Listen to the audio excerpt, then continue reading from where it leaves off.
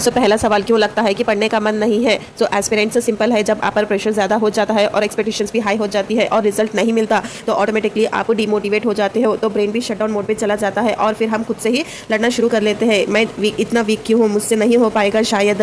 सो aspirants reality ये नहीं है, आप वीक नहीं हो, बस आप टायर्ड हो और आपका सिस्टम भी ओवरलोडेड हो गया है। सो एस्पिरेंट्स इन सब का सोल्यूशन ये है कि just take a break, not from UPSC but from guilt.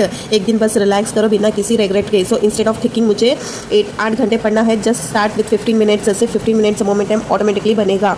So aspirant चलिए अब समझते हैं कि लो मार्क्स से कैसे निकले, जो कि डिमोटिवेशन का एक बड़ा सोर्स है। सो एस्पिरेंट्स आई नो कि जब मार्क्स लो मिलते हैं तो बहुत हर्ट होता है, खास करके जब आपने मेहनत की हो। पर सोचो क्या आपने कभी एक भी टॉपर को देखा है जिसको लो मार्क्स ना मिले हो? So low marks are not end result, they are just feedbacks. So चलिए एक एग्जाम्पल से समझते हैं।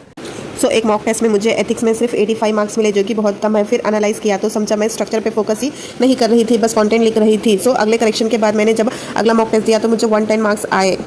सो जस्ट 1 करेक्शन और मार्क्स ही चेंज हो गए। सो इसका सोल्यूशन ये है कि मॉक टेस्ट के मार्क्स पर रोना नहीं है, उनसे सीखना है। सो एक नोटबुक बनाओ, मिस्टेक डायरी, हर गलती लिखो और उसके सोल्यूशन भी। आप समझते हैं बैकलॉग्स, जो कि है गिल्ट का घर।